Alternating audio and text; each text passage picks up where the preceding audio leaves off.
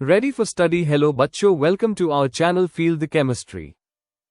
Hello बच्चों, ये हमारी नेक्स्ट वीडियो जिसमें हम लेके आए हैं आपके थर्मोडायनेमिक्स का next lecture, I think lecture 3 है, जिसमें हम अपने आगे की चीज़ों के बारे में पढ़ेंगे। एक हमारा एक और स्टेट फंक्शन होता है जिसको हम क्या बोलते हैं, एंथैल्पी बोलते हैं, उसको पढ़ेंगे। उसको पढ़ने से पहले एक चीज़ और रह गई थी, हमने लास्ट वाली आई थिंक वीडियो में फ्री एक्सपेंशन के बारे में बताया हुआ था। फ्री एक्सपेंशन के बाद एक और चीज़ आती है, आपका जो वर्क डन होता है आइसोथर्मल रिवर्सिबल एक्सपेंशन में आइडियल गैस के लिए, ठीक है। तो वो क्या होता है उसके बारे में हम थोड़ा सा पढ़ेंगे। इसकी भी एक डेरिवेशन है छोटी सी जो यहाँ पे आपको दिख रही है, इसके बारे में पढ़ेंगे। उसके बाद फिर हम एंथैल्पी से पहले फर्स्ट लॉ ऑफ थर्मोडायनेमिक्स भी पढ़ना पड़ता है, क्योंकि उसके कुछ टर्म्स होते हैं वो आपके एंथैल्पी में यूज़ होते हैं, ठीक है, या वहाँ से चीज़ें प्रूव भी होती हैं, तो वो सारी चीज़ें भी हम कवर करेंगे। तो देखते हैं कि जैसा यहाँ पे लिखा है, work done in isothermal reversible expansion of an ideal gas. मतलब क्या है कि आपका वर्क डन निकालना है आइसोथर्मल रिवर्सिबल एक्सपेंशन के केस में आइडियल गैस के लिए, ठीक है। तो क्या है, अब जैसे वर्क डन लेना है हमें, तो वर्क डन के लिए हमने जैसे यहाँ लिखा है कि स्मॉल अमाउंट का वर्क डन हम लेंगे, जिसको हम क्या मांगते हैं, कोई भी अगर हम स्मॉल चीज़ करते हैं, हल्का सा मतलब जिस पर चेंज करते हैं, अगर मान लीजिए आप वर्क डन कर रहे हैं तो हम उसको स्मॉल वर्क डन को डेल डब्ल्यू से लेते हैं। वॉल्यूम में कुछ हल्का सा डिफरेंस है तो डेल वी ले लेते हैं, प्रेशर में है तो डेल पी ले लेते हैं। तो वैसे यहाँ पे भी हमारा क्या है, स्मॉल वर्क डन है, ठीक है, जिसको हमने डेल डब्ल्यू माना है। जब मान के चलिए आपकी गैस एक्सपांड करेगी बहुत ही स्मॉल वॉल्यूम के साथ, है ना, स्मॉल वॉल्यूम से थोड़ा सा क्या होगा, एक्सपैंड करेगी हल्का सा, तो हमने उसको क्या मान लिया है, उस वॉल्यूम को हमने डी वी मान लिया है। किसके अगेंस्ट करेगी, जो बाहर से प्रेशर लगता है। जैसे आपका हमने पिस्टन का बताया था, पिस्टन में क्या होता है, पिस्टन में आपका जैसे ही नीचे अंदर जो गैस फिल होती है सिलेंडर में, वो हल्की सी अगर एक्सपैंड करेगी तो ऊपर से क्या होता है, आपको एटमॉस्फेरिक प्रेशर जो होता है, जिसको हम पी एक्सटर्नल लेके चल रहे हैं, वो भी उसके ऊपर लगता है। तो उसको हमने यहाँ पे क्या मान लिया, पी एक्सटर्नल लिख लिया है। ये और कुछ नहीं, आपका एटमॉस्फेरिक प्रेशर होता है जो सिलेंडर के बाहरी तरफ से लग रहा होता है, ठीक है, डाउनवर्ड डायरेक्शन में। तो उसको हमने एक इक्वेशन उसकी बनेगी क्या, del W is equal to minus का पी एक्सटर्नल डी वी। अच्छा, माइनस क्यों है, क्योंकि आप जब रिवर्सिबल का केस पढ़ते हैं या रिवर्सिबल का केस पढ़ते हैं, वहाँ पे एक्सपेंशन के लिए आपका माइनस का होता है, क्योंकि हमने पीछे लेक्चर्स आप देखेंगे तो मैंने वहाँ समझाया है कब वर्क डन आपका माइनस होता है, कब वर्क डन आपका पॉजिटिव होता है। जब एक्सपेंशन होगा तो वर्क डन आपका नेगेटिव को देता है, और जब आपका कंप्रेशन होता है वहाँ पे वर्क डन आपका पॉजिटिव होता है। पीछे के लेक्चर्स देखेंगे तो आपको वहाँ पे मैंने बताया हुआ है, तो समझ में ज़्यादा क्लियर होगा। तो रिवर्सिबल एक्सपेंशन के लिए पी एक्सटर्नल जो है हमारा क्या होगा, ये चीज़ आपको याद रखनी होगी कि आपका रिवर्सिबल एक्सपेंशन के लिए जो पी एक्सटर्नल होता है वो पी इंटरनल माइनस हल्का सा जो आपका प्रेशर में चेंज आएगा उसके बराबर होता है। अब यही जो पी एक्सटर्नल की वैल्यू है ये हम अबव इक्वेशन में रखेंगे, जो del W is equal to minus का पी एक्सटर्नल डी वी है। यहाँ पे जैसे ही रखेंगे तो क्या होगा, आपका P internal minus D P और बाहर डी वी हो जाएगा, ठीक है। अच्छा, जो डी पी और डी वी, क्योंकि ये अब अंदर मल्टीप्लाई भी होता है ना, तो P internal D V minus का डी पी डी वी। अच्छा देखिए होगा क्या, जो D P cross D V है, क्योंकि बहुत ही हल्का सा माइनर सा चेंज होता है तो इसको हम नेग्लिजिबल लेके चलते हैं। मतलब जहाँ भी हल्का सा चेंज होता है तो उसको हम मान के चलते हैं कि वो वहाँ पे कुछ हो नहीं पा रहा है, ठीक है, तो नेग्लिजिबल उसको लेके चलेंगे। लेकिन जो पी इंटरनल डी वी आया है हमारा, वो हमारा किसके बराबर हो गया, हमारे डेल डब्ल्यू के बराबर हो गया, जो हल्का सा वर्क डन हुआ है उसके बराबर। तो टोटल वर्क डन जो होगा जब हमारी गैस एक्सपैंड करेगी अपने इनिशियल वॉल्यूम V1 से फाइनल वॉल्यूम V2 तक, तो क्या होगा, W इज इक्वल टू, क्योंकि हम क्या ले रहे हैं, लिमिट्स ले रहे हैं ना, कि V1 से V2 गई है, तो लिमिट के लिए हमेशा हम क्या लेते हैं, इंटीग्रल का साइन लेते हैं। तो नेगेटिव ऑफ इंटीग्रल V1 से V2 P इंटरनल DV। अच्छा, क्योंकि P हमारा क्या होता है, कांस्टेंट रहता है, ठीक है, क्योंकि इंटीग्रेशन जो होगा लिमिट जिसकी है उसी का हमारा यहाँ पे इंटीग्रेशन होता है। क्योंकि यहाँ पे P के टर्म्स नहीं होते हैं लिमिट पे, तो हम P को नहीं लेंगे, उसको हम बाहर रखेंगे। जिसकी लिमिट्स लगी हैं उसी का वेरिएबल यहाँ पे जब होगा तो ही हमारा इंटीग्रेशन सॉल्व होता है उस पर। तो किसी आइडियल गैस के लिए, अब जैसे यहाँ पे क्या है, आइडियल गैस क्या होती है हमारी, P V is equal to N R T, ये हमारी आइडियल गैस की इक्वेशन है, ठीक है। तो पी इंटरनल क्या हो जाएगा, देखा जैसे मैंने बताया ना कि P V is equal to N R T है, तो हम पी इंटरनल लेके चल रहे हैं तो वो चीज़ यहाँ रखेंगे, बाकी वी जो है हमारा उसको हम डिवाइड में भेज देंगे, जिस चीज़ के लिए हमें निकालना है मेनली। तो पी इज इक्वल टू क्या हो जाएगा, N R T upon V हो जाएगा। पी हम इंटरनल का लेके चल रहे हैं तो P internal is equal to N R T upon V हो जाएगा। अब ये जो पी इंटरनल की वैल्यू आई है यहाँ पे पुट करिए, डब्ल्यू इज इक्वल टू में integration N R T upon V D V. अब क्या होगा, ये सारी चीज़ें, क्योंकि देखिए v का ही यहाँ पे सब चल रहा है, तो v 1/v dv रहेगा जिस पे लिमिट लगेगी। बाकी nRT जो है वो आपके कांस्टेंट के तौर पे लेकर के इसको हम बाहर रख लेंगे, ठीक है, कांस्टेंट वेरिएबल्स के तौर पे। तो आइसोथर्मल एक्सपेंशन के लिए t जो होता है वो कांस्टेंट होता है, तो वो भी बाहर आ जाएगा हमारा। तो w is equal to minus का nRT बाहर आ गया। अगर नहीं दिख रहा तो एक मिनट, ये ठीक है, ये चीज़ है। तो क्या हुआ हमारा कि ये चीज़ आप वापस से देख लीजिएगा अगर नहीं दिख रहा था। आइसोथर्मल एक्सपेंशन की क्या हुआ, t हमारा कांस्टेंट के बराबर है, तो हमारा जो w होगा, वर्क डन होगा, वो माइनस का nRT इंटीग्रेशन v1 से v2 लिमिट लग गई, ठीक है। v का क्योंकि वेरिएबल है तो वो हम लेके चलेंगे, है ना, वो कांस्टेंट नहीं है, वो वैरी कर रहा है, देखो v1 से v2 पे, तो 1/v dv। अच्छा, जो हमारा ये आता है, ठीक है, सॉल्व होकर के क्या आएगा, माइनस का nRT, ये लिमिट ऐसे लग जाती है, आपका v2/v1 हो जाता है, ठीक है। बाकी अगर आप इंटीग्रेशन का देखेंगे तो वहाँ पे तो 1/x की मतलब 1/x dv हो जाता है, और उसको सॉल्व करेंगे तो वो आपका 1/x जो होता है वो log x बन जाता है, और उस पर डायरेक्ट हमारी क्या लग जाती है, जो लिमिट होती है अपर लिमिट और लोअर लिमिट वो लग जाती है। वही चीज़ यहाँ पे इन्होंने की है, ठीक है। ये nRT लिमिट v2/v1, ये फॉर्मूला आप देखेंगे वो मैथ्स में इंटीग्रेशन का होता है ना, कि अगर 1/x dx होता है और कोई लिमिट लगी होती है, उसका इंटीग्रेशन आप करते हैं 1/x का, है ना, तो लिमिट x बन जाता है, और इन ब्रैकेट उस पर बाहर क्या लग जाता है, x1 से x2। तो लिमिट अगर आप उसको खोलोगे, वापस से upper limit minus lower limit लगाओगे, तो मान लीजिए अगर आप लिखेंगे लिमिट x माइनस लिमिट या log x minus log x2 minus log x1 ऐसे लिखेंगे, तो वो सॉल्व होकर के log कॉमन होता है, तो वो आपका x2/x1 बन जाता है। वैसे यहाँ पे भी है कि अगर आप 1/v dv को करेंगे तो ये आपका log v बनाएगा, और यहाँ पे नीचे लोअर लिमिट ऊपर अपर लिमिट लगेगी। फिर आप सॉल्व करेंगे उसको, तो log मान लीजिए v2 माइनस log v1 ये आएगा, log कॉमन करेंगे तो क्या हो जाएगा आपका v2/v1 बन जाएगा। ये इस तरह से सॉल्व होता है, ठीक है, इतना हुआ। अब आते हैं हम थोड़ा सा, ये जब आप लिमिट में लिखते हैं तो जो पीछे दिखाया आपको लिमिट में उस तरह से लिखा जाता है। लॉग में जब आप चेंज करेंगे तो nRT के आगे क्या लग जाएगी, 2.303 उसकी वैल्यू आगे लग जाती है। लिमिट में जब लिखेंगे, जैसे अभी मैं दिखा देता हूँ कैसे, लिमिट में लिखेंगे तो लिमिट में आपकी ये वैल्यू इस तरह से आप लिखते हैं, लेकिन इसको जैसे ही आप लॉग में चेंज करते हैं, लॉग में चेंज करने पर क्या हो जाता है, आपका 2.303 RT वैल्यू आपकी आगे जुड़ जाती है, ठीक है। तो मल्टीप्लाई में वो आप माइनस का 2.303 nRT log v2/v1 बन जाएगा। प्रेशर के टर्म्स में लिखेंगे तो v2/v1 की जगह p2/p1 कर देंगे, वो प्रेशर के टर्म्स में हो जाएगा, ठीक है। अच्छा, टेम्परेचर हम क्या लेके चल रहे थे, एक्सपेंशन में क्या होता है, फ्री एक्सपेंशन में आपका मतलब गैस एक्सपेंशन में आपका टेम्परेचर कांस्टेंट रहता है, तो हम उसको क्या करेंगे, वहाँ पे आपका क्या आ जाएगा, p1v1 जो होगा p2v2 के बराबर हो जाएगा। और अगर उसको आप रेशियो के फॉर्म में लिखेंगे तो v2/v1 is equal to p2/p1 हो जाएगा। नेगेटिव साइन ये इंडिकेट कर रहा है कि वहाँ पे वर्क ऑफ एक्सपेंशन हो रहा है, ठीक है, वहाँ पे एक्सपेंशन के लिए वर्क हो रहा है, तो इसलिए वहाँ पे साइन आपका नेगेटिव को दिखा रहा है। नेक्स्ट आता है फर्स्ट लॉ ऑफ थर्मोडायनेमिक्स। क्या होता है, फर्स्ट लॉ से समझने से पहले हम जीरोथ लॉ ऑफ थर्मोडायनेमिक्स भी देख लेते हैं, ठीक है। जीरोथ लॉ क्या कहता है कि अगर कोई दो बॉडीज़ हैं, मान लीजिए ए और बी, वो आपस में क्या है, इक्विलिब्रियम में है, और हमारी ए और सी भी आपस में इक्विलिब्रियम में है, ठीक है। या ऐसा कह सकते हैं कि ये डायग्राम आप देखते हैं, पहले डायग्राम को देख के बताते हैं। जैसे ए और बी अगर आपस में क्या है, इक्विलिब्रियम में है, बी और सी आपस में इक्विलिब्रियम में अगर हैं, तो हमारा ए और सी भी क्या होंगे, आपस में इक्विलिब्रियम होंगे, ठीक है। क्या समझे, पहली बॉडी आपकी दूसरी बॉडी के साथ में इक्विलिब्रियम स्टेट में है, और दूसरी बॉडी तीसरी से इक्विलिब्रियम में, तो हम ये कहेंगे कि पहली जो होगी वो तीसरे से भी क्या होगी, आपस में इक्विलिब्रियम कंडीशन में होगी। वही चीज़ यहाँ पे वो कहता है कि it states that if two bodies A and B are separately in thermal equilibrium, ठीक है, मतलब ए और बी आपस में क्या है, थर्मल इक्विलिब्रियम कंडीशन में है, ठीक है, और वो किसके साथ है, आपकी थर्ड बॉडी सी के साथ भी इक्विलिब्रियम में है, तो आपकी पहली जो बॉडी होगी वो भी क्या होगी, तीसरी बॉडी से इक्विलिब्रियम स्टेट में होगी। बात समझ में आई? जैसे हम कहते हैं ना कि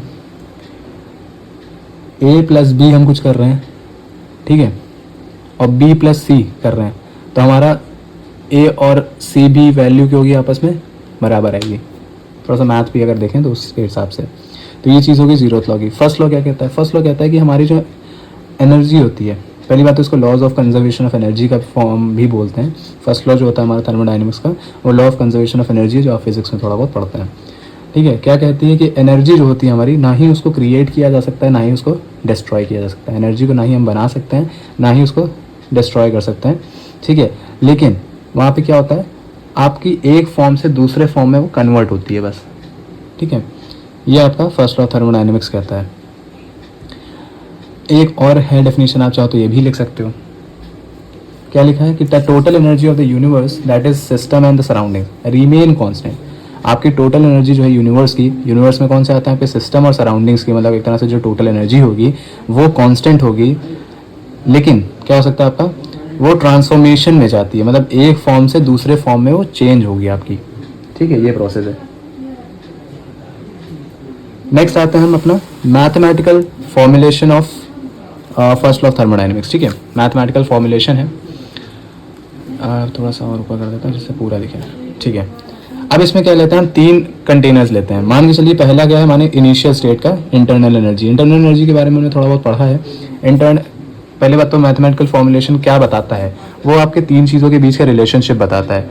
ठीक है, जैसे कि इंटरनल एनर्जी हो गया, वर्क हो गया, हीट हो गया, इन तीनों के बीच की क्या बताता है, रिलेशनशिप बताता है। अब आते हैं जैसे जो हमने क्या लिया, इनिशियल स्टेट की इंटरनल एनर्जी है, तो इसमें क्या होता है, आपकी इंटरनल एनर्जी जो होती है सिस्टम की, वो 2 तरह से इंक्रीज होती है। पहला होता है कि या तो हम सिस्टम को क्या करें, हीट सप्लाई कर दें, थोड़ा सा आप हीट दोगे तो इंटरनल एनर्जी जो होगी। इंटरनल एनर्जी का डेफिनेशन क्या बताई थी मैंने पिछले वाले में, ये बताया था कि एक अमाउंट की एनर्जी जो होता है सिस्टम अपने अंदर स्टोर करके रखता है। तो कुछ एनर्जी अगर स्टोर है, आप क्या करोगे, उसको हीट दोगे, है ना, तो इसकी इंटरनल एनर्जी जो है वो इंक्रीज़ करने लगेगी, क्योंकि ऑलरेडी उसने स्टोर करके रखी है। थोड़ी और देंगे तो आप क्या होगा, और इंक्रीज़ करने लगेगी। तो एक तरीका ये होता है इंटरनल एनर्जी बढ़ाने का। दूसरा होता है कि आप क्या करो, सिस्टम से कुछ वर्क करो, by doing work on the system. System पर आप कुछ वर्क करो, तब आपकी इंटरनल एनर्जी क्या होती है, इंक्रीज़ करती है। तो हम पहले क्या कर रहे हैं, पहला हमने इनिशियल स्टेट लिया कि हमारी U1 है, इनिशियल स्टेट U1 है हमारी। अब हमने क्या किया, हीट थोड़ा उसको सप्लाई करी, मतलब कि वो एब्जॉर्ब करेगा उस हीट को एब्जॉर्ब करा तो वो क्या बन गया आपका, U+Q बन गया। ठीक है, और दूसरा क्या तरीका है कि हम उससे वर्क डन करा दें, उस पर वर्क डन करें। तो वर्क डन कराया तो क्या हो गया आपका, U1+Q+W। U1+Q तो आपका वही हो गया था, इनिशियल इंटरनल एनर्जी में हमने थोड़ी सी हीट सप्लाई करी थी तो वो क्या बन गया था, उसने एब्जॉर्ब करी थी, तो U1+Q हो गया। ठीक है, और वर्क डन के लिए हम क्या लेके चलते हैं, W लेके चलते हैं। तो हमने वर्क डन करा दिया तो वो क्या बन गया, उसमें W और जुड़ गया, मतलब उसमें थोड़ी और इंक्रीज़ करी होगी इंटरनल एनर्जी। तो ओवरऑल जो हमारा बनेगा, ठीक है, जो इंक्रीज इन इंटरनल एनर्जी होगा वो किसके बराबर हो जाएगा, U2 के बराबर हो जाएगा। अब मान लीजिए जैसे यहाँ पे मैंने वही चीज़ लिखी कि सपोज इंटरनल एनर्जी जो है सिस्टम की वो U1 है, उसने कुछ अमाउंट की हीट एब्जॉर्ब करी तो उसकी इंटरनल एनर्जी क्या बन जाएगी, U1+Q बन जाएगी। और फिर हम उसमें क्या करते हैं, वर्क डन भी कराते हैं अगर, तो इंटरनल एनर्जी क्या हो जाएगी, और इंक्रीज़ करेगी, और क्या बन जाएगा, U1+Q+W। तो हम कह सकते हैं कि जो U1+Q+W है हम उसको क्या बोल सकते हैं, U2 के बराबर कर सकते हैं। तो U2 - U1 जो हो जाएगा वो किसके बराबर हो जाएगा, Q+W के। हमने क्या किया, ये U1 को इधर लिया, और आपको पता है कि U2 - U1 लिखा हो, या E2 - E1 लिखा हो, या आपका T2 - T1 लिखा हो, V2 - V1 लिखा हो, कुछ भी लिखा हो, तो उसको हम क्या कहते हैं, चेंज इन दैट कंडीशन। ठीक है, अगर आप U2 - U1 कर रहे हैं तो चेंज इन इंटरनल एनर्जी हो जाएगा। T2 - T1 कर रहे हैं तो चेंज इन टेम्परेचर होता है, चेंज इन वॉल्यूम होता है, चेंज इन प्रेशर होता है। तो वही से हमने क्या किया, U2 - U1 किया। ठीक है, तो ये क्या बन गया, चेंज इन इंटरनल एनर्जी, वो किसके बराबर होती है, Q+W के।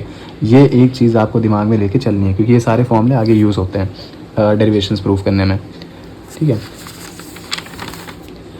अब देखिए क्या लिखा हमने, ये जो है हमारी क्या है, मैथमेटिकल फॉर्मुलेशन है हमारे फर्स्ट लॉ ऑफ थर्मोडाइनमिक्स की। अगर वर्क डन जो है वो क्या है, वर्क ऑफ एक्सपेंशन है। अब जो हमने वर्क डन किया था वो एक्सपेंशन था, मतलब वहाँ पे गैस का एक्सपेंशन हो रहा है। तो हमें पता है कि जब एक्सपेंशन होता है तो W किसके बराबर होता है, माइनस के बराबर होता है, और माइनस का किसके बराबर होता है, P∆V के। ये हमने पिछली जो पढ़ी थी, जो लेक्चर डाला है उसमें हमने डेरिवेशन इसकी भी करके दिखाई थी कि W = माइनस का P∆V कैसे आता है। आप वो देखिएगा तो आपको ये चीज़ क्लियर होगी। ठीक है, तो अगर हमारा वर्क डन क्या हो रहा है, यहाँ पे वर्क ऑफ एक्सपेंशन है, तो W किसके बराबर होता है हमारा, P∆V के, माइनस के। जहाँ पे ∆V हमारा क्या होता है, चेंज इन वॉल्यूम होता है, और P जो होता है वो एक्सटर्नल प्रेशर होता है। तो जो हमारी इक्वेशन 1 बनी थी पीछे, ठीक है, ये ∆U = Q+W थी। ठीक है, तो वहाँ से अब W क्या हो जाएगा, चेंज होकर के Q - P∆V में आ जाएगा। और हम क्या कर सकते हैं, अब ये माइनस का टर्म है, इसको इधर भेज दें। तो हीट क्या है हमारी, ये क्यू क्या होता है, क्यू हमारा हीट का टर्म होता है। तो क्यू किसके बराबर हो जाएगा हमारा, del U plus P del V. एक ये आ गई, ये हीट की हमारी डेरिवेशन एक तरह से, ठीक है, इक्वेशन है। इसको भी याद रखना है कि हीट अगर पूछा जाए आपसे ये हीट किसके बराबर होता है, तो आप ये भी याद कर सकते हो कि del U plus P del V के बराबर होता है, ठीक है। नेक्स्ट आते हैं एंथैल्पी।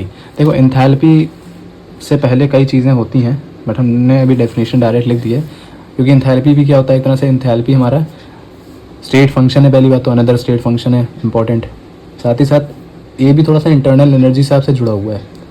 जैसे हमने पढ़ा हुआ है कि इंटरनल एनर्जी क्या होती है, ऑलरेडी एक्सप्लेन किया है, हमकी जो एनर्जी स्टोर करता है, ठीक है, अपने सिस्टम में, या हम कह सकते हैं अपने जो भी सब्सटेंस है वो सब्सटेंस क्या कर रहा है, एंड कुछ अमाउंट की एनर्जी अपने अंदर स्टोर की हो, या हम कह सकते हैं जो सिस्टम हम ले रहे हैं वो सिस्टम अपने अंदर क्या हो, कुछ अमाउंट की एनर्जी स्टोर की हो, ठीक है, जो कि बाद में आपकी चेंज हो सके किसी फॉर्म में, ठीक है।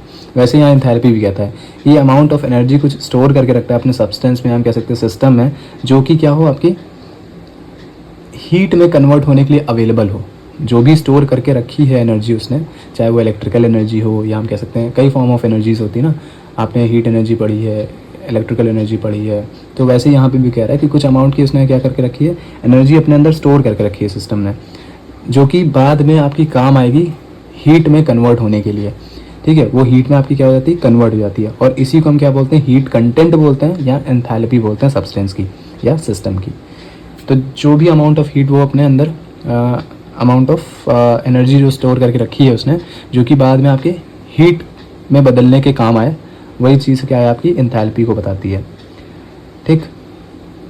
अब यहाँ पे हम थोड़ा सा इसकी प्रूविंग भी करेंगे कि इसकी प्रूविंग क्या आती है आपकी, ठीक है। तो यहाँ पे क्या हमने पढ़ा कि एक और, जैसे हमने पढ़ा इंटरनल एनर्जी ऑलरेडी पढ़ा हुआ है, एक और हमारा डेफिनेशन है इंटरनल एनर्जी की, जो कि फर्स्ट लॉ ऑफ थर्मोडायनेमिक्स के अकॉर्डिंग भी है, कि Q जो होता है वो हमारा किसके बराबर होता है, del U plus P del V. ये हमने पीछे भी पढ़ा था ना फर्स्ट लॉ ऑफ थर्मोडायनेमिक्स में, कि Q plus P del V के बराबर होता है। देख लेते हैं, ये वैसे है ना, del U is equal to Q plus W. अब इसको अगर हम इधर लें, है ना, तो क्या हो जाएगा, Q बराबर डेल यू प्लस डब्ल्यू होता है, और डब्ल्यू को चेंज करोगे तो किस में आता है, पी डब्ल्यू में ही तो आता है। वही चीज़ यहाँ पे हमारी लिखी है ना, ये लिखा हुआ है, ये Q is equal to del U plus P del V. तो वही चीज़ यहाँ पे इन्होंने लिखी है कि फर्स्ट लॉ ऑफ थर्मोडायनेमिक्स के अकॉर्डिंग हमारा Q किसके बराबर होता है, del U plus P del V के बराबर होता है, ठीक है। अगर प्रोसेस को हम क्या कर रहे हैं, प्रोसेस हमारे कांस्टेंट वॉल्यूम पे हो रहा है, वहाँ पे हमने क्या कर दिया, वॉल्यूम को कांस्टेंट कर दिया है। वॉल्यूम कांस्टेंट, जो भी चीज़ कांस्टेंट है इसका मतलब उसकी वैल्यू जीरो है, उसमें कोई भी चेंज नहीं हो रहा होगा। तो हमारी जो इक्वेशन हो जाएगी रिड्यूस होकर के क्या हो जाएगी, ये भाई जीरो हुआ, डेल वी जीरो, पी उससे मल्टीप्लाई में वो भी जीरो हो जाएगा, तो क्यू किसके बराबर हो जाएगा, डायरेक्ट डेल यू के बराबर हो जाएगा। और नीचे जो ये हमने सब्सक्रिप्ट में वी लिखा है वो बता रहा है कि कांस्टेंट वॉल्यूम में चीज़ की जा रही है, ठीक है। ये यहाँ पे लिखा भी है मैंने, where subscript V indicates constant volume. तो क्या होगा, इंटरनल एनर्जी चेंज होगा, वो क्या कर रहा होगा, हीट एब्जॉर्ब करेगा या इवॉल्व करेगा, मतलब अपने अंदर से या तो हीट को निकालेगा या हीट को वो सोखेगा, एब्जॉर्ब करेगा, ठीक है। कहाँ, कांस्टेंट वॉल्यूम की कंडीशन में, ठीक है। तो जो प्रोसेस होगा हमारा, ठीक है, तब तो ये चीज़ वैल्यू आ जाएगी, Q V is equal to del U. ये बहुत दिमाग में रखना है कि कांस्टेंट अगर वॉल्यूम पे कर रहे हैं तो हमारा जो हीट आएगा वो क्या करेगा, ठीक है। तो उसकी वैल्यू क्या होगी, इंटरनल एनर्जी के बराबर होगी, मतलब क्यू वी जो होगा internal change in internal energy के बराबर होगा। और अब क्या करेंगे, अगर हम कांस्टेंट प्रेशर कर दें इसी इक्वेशन में, ये जो है हमारा, अब इसमें हम क्या करते हैं, कांस्टेंट प्रेशर कर दें, ठीक है। तो क्या हो जाएगा, अगर देखिए लिखा है कि carried out at constant pressure, तो जो हमारा वर्ड लिख दिया I think, work of expansion होगा, इसको करेक्ट कर लीजिएगा। तो वर्क ऑफ एक्सपेंशन जो होगा वो क्या हो जाएगा हमारा, W is equal to minus का पी डेल वी होता है, जहाँ पे डेल वी क्या है हमारा, इंक्रीज इन वॉल्यूम है या चेंज इन वॉल्यूम है हमारा, और P हमारा कांस्टेंट है, यहाँ पे हमने कांस्टेंट लिया हुआ है कंडीशन में। तो फर्स्ट लॉ ऑफ थर्मोडायनेमिक्स के अकॉर्डिंग क्या हो जाएगा, Q जो होता है डेल यू माइनस डब्ल्यू है ना। ये पीछे वाला जो कैसे दिखा देता है, जो स्टार्टिंग में लिखा था हमने, ये होता है ना, इसको इधर भेज देंगे तो Q किसके बराबर हो जाएगा, डेल यू माइनस डब्ल्यू के बराबर होगा फर्स्ट लॉ ऑफ थर्मोडायनेमिक्स के अकॉर्डिंग। वही चीज़ यहाँ पे इन्होंने लिखी है कि फर्स्ट लॉ ऑफ थर्मोडायनेमिक्स के अकॉर्डिंग हमारा जो Q है वो डेल यू माइनस डब्ल्यू के बराबर है। Q क्या है हमारा, जो हीट एब्जॉर्ब हो रही होगी बाय सिस्टम के जरिए, डेल यू क्या हमारा, इंक्रीज इन इंटरनल एनर्जी है, ठीक है, सिस्टम की। और W क्या वर्क डन है हमारा, जो सिस्टम के ज़रिए हो रहा होगा। तो इन कंडीशन के कांस्टेंट प्रेशर की जो कंडीशन है उसके अंडर में हम क्या करेंगे, W की जो वैल्यू होती है क्या, माइनस का P डेल V, वो यहाँ पे धर देंगे इस वाले में। अच्छा, माइनस ऑलरेडी था, माइनस का P डेल V रखेंगे तो क्या बन जाएगा, del U is equals to Q at constant pressure is equals to del U plus P del V। और प्रेशर हमारा क्या चल रहा है, कांस्टेंट है। तो मान लीजिए, सपोज करें कि जो सिस्टम है वो क्या कर रही है, कुछ QP अमाउंट की हीट को एब्जॉर्ब कर रहा है। तो हीट जब एब्जॉर्ब करता है तो हमने पढ़ा ना कि दो तरह से इंटरनल एनर्जी चेंज होती है, या तो वर्क डन करा दे या हीट एब्जॉर्ब कर ले। तो अगर हमारा सिस्टम जो है कुछ QP जूल्स की अमाउंट की हीट को एब्जॉर्ब कर रहा है, तो जो इसकी इंटरनल एनर्जी होगी वो हमारी कुछ इंक्रीज़ करेगी। कहाँ से इंक्रीज़ करेगी, U1 से U2। इनिशियल U1 थी तो कुछ उसने एब्जॉर्ब करी, तो U2 तक क्या हो गया, उसकी इंक्रीज़ कर गई इंटरनल एनर्जी। और वॉल्यूम जो है वो भी आपकी इंक्रीज़ करेगी, कहाँ से कहाँ तक, V1 इनिशियल थी तो V2 तक जाएगी। उसके बाद क्या होगा, ये प्रॉपर आपके नोट्स के लिए मैंने पूरा बनाया हुआ है कि आप इसको वीडियो के साथ आपको इसको रोक करके आप इसके नोट्स बना सकते हो। तो वही चीज़ हमने लिखी कि डेल U की क्या हुई वैल्यू, U2 माइनस U1 हो गई, और डेल V की क्या हो गई, V2 माइनस V1 हो गई। अब इन्हीं दोनों की जो वैल्यूज़ हैं इसको आप क्या करिए, पीछे वाली जो इक्वेशन थी एक बार दिखा देता हूँ, यहाँ पे इसमें आप क्या करिए, रख दीजिए। ये वाली जो इक्वेशन है इसमें रखेंगे तो क्या हो जाएगा, डेल U प्लस ये हो जाएगा आपका U2 minus U1 plus P V2 minus V1। ठीक है, ओके, ये क्या हो गया, U2 माइनस U1 हो गया plus P V2 minus V1 हो गया। अब क्या होगा, U2 माइनस, देखिए 2 वाले जो हैं, मतलब जो फाइनल स्टेट वाले हैं उनको एक साथ कर लीजिए, और इनिशियल स्टेट वाले एक साथ कर लीजिए। तो U2 के साथ क्या हो जाएगा, P V2 आ जाएगा। ठीक है, ये कॉमन आउट किया थोड़ा सा, है ना, माइनस बाहर करेंगे तो प्लस वाले टर्म्स अंदर हो जाएंगे। ये थोड़ा मैथ्स का टर्म है। तो U2 plus P V2 minus का U1 प्लस P V1, हमने सेकंड वाले एक साथ कर लिया, फर्स्ट वाले एक साथ। U2, अब ये चीज़ क्या बनाता है, देखिए एक चीज़ होती है जो P U और V है हमारे, इसको बाद में लिखिएगा, पहले ये चीज़ लिखिएगा। ठीक है, P U V जो है सारे हमारे क्या हैं, स्टेट फंक्शंस हैं। ठीक है, इसका मतलब जो क्वांटिटी है हमारी U प्लस P V, ये भी क्या हो जाएगी, हमारी स्टेट फंक्शन हो जाएगी, है ना। और इसको हम हीट कंटेंट और इसी को हम इंथैल्पी बोलते हैं। इसीलिए मैंने बोला था कि इंथैल्पी वर्ड, वो जो डेफिनेशन स्टार्टिंग मैंने लिख दी है वो लिख दी है, लेकिन उनके पहले ये सारी चीज़ें आती हैं जो पढ़ा रहा हूँ। तो जो थर्मोडायनामिक क्वांटिटी है हमारी U प्लस P V, इसको हम क्या बोलेंगे, हीट कंटेंट या इंथैल्पी बोलेंगे सिस्टम की, और उसको रिप्रेजेंट किससे किया जाता है, H से। ठीक है, उसके बाद ये चीज़ लिखेंगे कि हमारा ये क्या बन जाएगा, H is equals to U plus P V। ठीक है, यह भी हमने सिंगल में लिखा है। अब इसी को अगर हम क्या कर दें, अब इसकी भी अगर हम कह दें कि कुछ अमाउंट ऑफ हीट इसने बाद में एब्जॉर्ब करी हो, ठीक है, मतलब इंथैल्पी चेंज। अब ये तो आपका इंथैल्पी आया ना, H की आपका इंथैल्पी है। अब इंथैल्पी चेंज हो अगर, है ना, तो उसकी इनिशियल स्टेट H1 हो जाएगी और फाइनल स्टेट क्या हो जाएगी, H2 हो जाएगी। वही चीज़ लिखा है कि अगर H2 हमारी इंथैल्पी है, इंथैल्पी चेंज हमारे क्या एक तरह का सिस्टम का फाइनल स्टेट में, और H1 की हमारी इनिशियल स्टेट है, इंथैल्पी की इनिशियल स्टेट है। ठीक है, तो H2 बराबर क्या हो जाएगा, इसी में आप क्या करेंगे, H is equal to U plus P V आया था, अगर H2 कर रहे हैं तो यहाँ पे क्या हो जाएगा, U2 प्लस P V2। ठीक है, और अगर H1 लिख रहे हैं तो H1 is equal to U1 plus P V1। फिर H2 माइनस H1 करोगे तो इधर क्या हो जाएगा, U2 माइनस, देखो putting this values in equation 4। ठीक है, ये इक्वेशंस मैंने बनाई हैं, यहाँ पे 4 नहीं, आई थिंक 6 होगी, हाँ 6 है। एक मिनट थोड़ा सा नीचे करके दिखा देता हूँ। अभी भी इक्वेशन 6 नहीं आ रही है, हाँ ये इक्वेशन 6 लिखी है, तो वही चीज़ यहाँ पे बन जाएगी। यहाँ पे QP की जगह हम क्या कर देंगे, H2 माइनस H1 करेंगे, तो सेम चीज़ यही बनेगी आपकी, और इधर H2 माइनस H1 हो जाएगा, है ना, और इधर क्या होगा, U, यही चीज़ बनेगी जो ये लिखी हुई है, यही चीज़ आपकी बन जाएगी, है ना। तो QP किसके बराबर आ जाएगा हमारा, H2 माइनस H1 के बराबर होगा। तो QP इधर से किसके बराबर आ गया हमारा, डेल H के बराबर आ गया। तो आप डायरेक्ट चाहो तो ये भी लिख सकते हो, यहाँ पे देखिए QP ऑलरेडी लिखा हुआ है ना, वही चीज़ है। ये QP हमारा यहाँ H2 माइनस H1 करोगे तब भी क्या होगा, QP के ही बराबर आएगा। और यहाँ पे अगर H2 माइनस H1 करके यहाँ पे U2 माइनस P V2 करोगे, प्लस का साइन लगा के, फिर U1 माइनस P V1 करोगे, ठीक है, माइनस कॉमन आउट कर लोगे, तो इस तरह से चीज़ बन जाएगी। और H2 माइनस H1 हमारे किसके बराबर है, QP के बराबर है। वही चीज़ यहाँ नीचे भी हमने लिखी है, कि H2-H1 जो है वो QP के बराबर होता है, और QP हमारा क्या हो जाएगा, ये हमारा चेंज इन एंथैल्पी हो जाएगा, या इंक्रीज़ इन एंथैल्पी कह सकते हो आप, ये चीज़ बन जाएगी। ठीक है, यहाँ पे देखो लिखा भी मैंने, उसके बाद प्रॉपर नोट्स हैं आपके लिए ये। यहाँ पे डेल एच क्या है हमारा, H2-H1, जो कि क्या होता है, एंथैल्पी चेंज होता है सिस्टम की। तो एंथैल्पी चेंज जो है आपके सिस्टम की वो किसके बराबर हो गई, एक तरह से वही चीज़ जो यहाँ पे मैं बनाना चाह रहा था, देखिए यहाँ पे लिखा हुआ है कि जो एंथैल्पी चेंज हमारे सिस्टम की वो किसके बराबर हो जाएगी, जो आपकी हीट एब्जॉर्ब या इवॉल्व हो रही होगी सिस्टम की कांस्टेंट प्रेशर पे, उसके बराबर हो जाएगा। ठीक है, ये चीज़ आपकी हो गई। कि जो नेक्स्ट टॉपिक्स हैं जैसे कि relationship between heat of reaction at constant pressure and volume, ठीक है, ये, और इसके बाद आपका स्पेसिफिक हीट और heat capacity, specific heat capacity, molar heat capacity.